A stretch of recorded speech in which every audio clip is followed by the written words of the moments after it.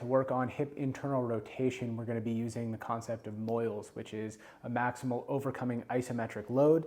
In other words, pushing up into a weight where we're trying to maximally contract that muscle and then pulling the weight off and performing some lift off. So we're going to get in a 90-90 position.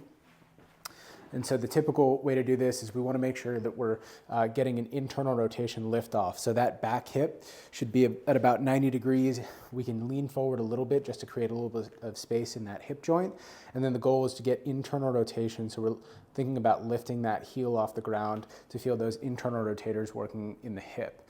Now we're going to pick a weight. So this is a 25-pound plate. And I'm just going to rest it on top of my back leg.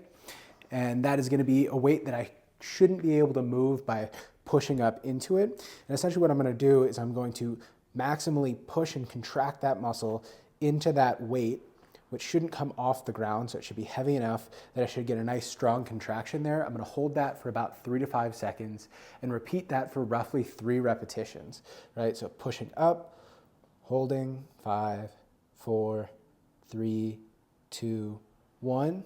Letting it relax, repeating for the prescribed number of repetitions, and then I'm going to remove that weight and then perform a series of normal lift-offs. Now the reason that we do this is because we can get a maximal muscle contraction to be able to get more strength, to be able to increase the range of motion when I take the weight off and then perform those repetitions.